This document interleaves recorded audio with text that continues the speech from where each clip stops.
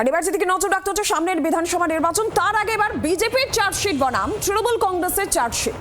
এবার শুভেন্দু অধিকারীর বিরুদ্ধে পাল্টা চার্জশিট তৃণমূলের। আপনারা জানেন বিজেপির চার্জশিট, যেখানে বিজেপি তৃণমূল কংগ্রেসের দুর্নীতির অভিযোগ, তৃণমূল কংগ্রেসের অপশাসন, রাজ্যের আইন শৃঙ্খলা পরিস্থিতি, এই সমস্ত বিষয়ে তারা চার্জশিটে রাখছে।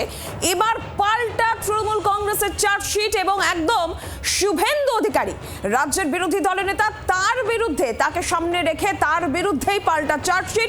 তৃণমূল কংগ্রেসের রাজনীতিতে শুভেন্দু অধিকারী বিষাক্ত সাপের মতো, এমনটাই তৃণমূল কংগ্রেসের চার্জশিটে বলা হচ্ছে। বিজেপির চার্জশিটের পাল্টা তৃণমূল কংগ্রেসের চার্জশিট। আমরা এই বিষয়ে কথা বলবো। প্রবীর চক্রবর্তী রয়েছেন টেলিফোন লাইনের প্রতিনিধি। প্রবীর, তৃণমূল কংগ্রেসের পাল্টা চার্জশিট কি বলা হচ্ছে? দেখো, রাজ্য জুড়ে দেখা যাচ্ছে গত কয়েক সপ্তাহ ধরে রাজ্যের বিভিন্ন জেলায় বিজেপি নেতৃত্ব তৃণমূল কংগ্রেস সরকারের 15 বছরের সরকারের চার্জশিট দিচ্ছে এবং সেখানে দাঁড়িয়ে সরকারের অনুন্নয়ন থেকে শুরু করে বিভিন্ন বিষয়ে তারা প্রশ্ন তুলছে। পাল্টা দেখা যাচ্ছে তৃণমূল কংগ্রেস কিন্তু বিজেপির বিরুদ্ধে চার্জশিট প্রকাশ করতে শুরু করেছে এবং প্রথম চার্জশিটটাই করা হয়েছে শুভেন্দু অধিকারীর বিরুদ্ধে, বিরোধী দলনেতা এবং এই রাজ্যে বিজেপির অন্যতম মুখ। এই শুভেন্দু অধিকারীর বিরুদ্ধেই চার্জশিট দিয়েছে প্রথম তৃণমূল কংগ্রেস, যেখানে শুভেন্দু অধিকারী এই রাজ্যের যে গণতন্ত্র, এই রাজ্যের যে সংস্কৃতি, সেটা কিভাবে একের পর এক ধ্বংস করছে, বিভিন্ন ধর্মের মানুষকে আঘাত করছে, সেই সমস্ত বিষয় কিন্তু একটু তারিখ সাল ধরে ধরে তুলে ধরা হয়েছে। 2020 সালে 19শে ডিসেম্বর বিজেপিতে যোগ দেওয়ার পর থেকে গতকাল পর্যন্ত শুভেন্দু অধিকারী কখনো হিন্দু ধর্ম, কখনো মুসলিম ধর্ম, কখনো শিখ ধর্ম, কখনো জৈন ধর্ম, কখনো এসসি এসটি, বিভিন্ন সম্প্রদায়ের, বিভিন্ন ধর্মের মানুষের, বিভিন্ন জাতের মানুষের বিরুদ্ধে তিনি যে বিষোদ্গার করেছেন, বিভিন্ন তথ্য সামনে তুলে ধরে কার্যত শুভেন্দু অধিকারীর বিরুদ্ধে কালকে প্রথম চার্জশিট দিয়েছে তৃণমূল কংগ্রেস। প্রবীর, ধন্যবাদ তোমাকে। পাল্টা এবার তৃণমূল কংগ্রেসের চার্জশিট, নিশানায় শুভেন্দু অধিকারী। শুভেন্দু অধিকারীর বিরুদ্ধে পাল্টা চার্জশিট এবার তৃণমূল কংগ্রেসের। বিজেপির প্রতিক্রিয়া নিয়ে বিজেপি নেতা সজল ঘোষ রয়েছেন আমাদের সঙ্গে এই মুহূর্তে টেলিফোন লাইনে। সজলদা, তৃণমূল কংগ্রেসের পাল্টা চার্জশিট, যেখানে বলা হচ্ছে যে বিজেপি কখনোই তাদের জাতীয় সংহতি নষ্ট করা পোস্টার বয়দের শাসন করবে না। নিশানায় শুভেন্দু অধিকারী, কি বলবেন? দেখুন, প্রথমত আমি যে এরা এতদিন গরু চুরি করত, কয়লা চুরি করত, চাকরি চুরি করত, এখন আমরা দেখলাম যে আমাদের প্রচার কৌশলটাও চুরি করেছে। এদের চুরি ছাড়া আর কোনো কাজ নেই, এরা এর বাইরে বেরোতেই পারছে না। আর চোরেদের চার্জশিট দেবার অধিকার নেই, এটা তৃণমূলের জানা উচিত। চোরেদের বিরুদ্ধেই জনগণ চার্জশিট দেবে। যারা দুর্নীতিগ্রস্ত চোর, যারা 26,000 মানুষের চাকরি চুরি করে খেয়েছে, তারা মুখ ফুলিয়ে চার্জশিট দিচ্ছে।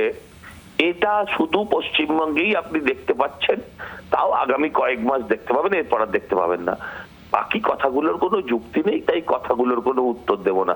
মুশকিল হচ্ছে শুভেন্দু অধিকারী যে বলেছে না যে এর কাজের চাপে, মানসিক চাপে, ওই আপনার নির্বাচনের SIR এর চাপে বিএলওরা মারা যাচ্ছে।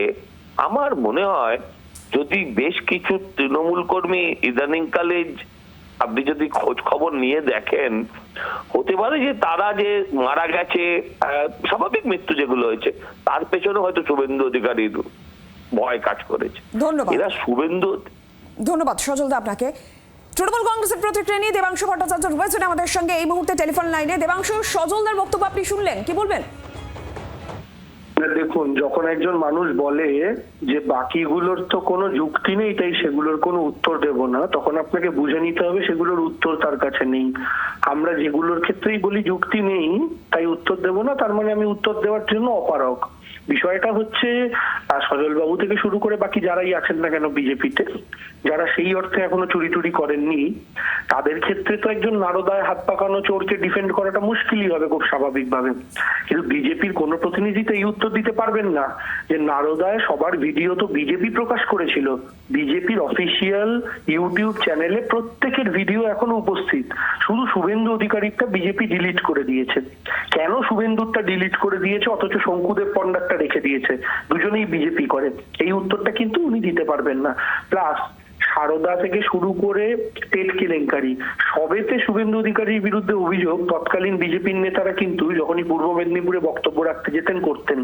তো ফলে চার্জশিটটা এরকম আমরা প্রথম দিচ্ছি এরকমটা নয়, শুভেন্দু অধিকারীর বিরুদ্ধে প্রথম চার্জশিট বিজেপি দিয়েছিল, বিজেপির নেতারাই দিয়েছিল।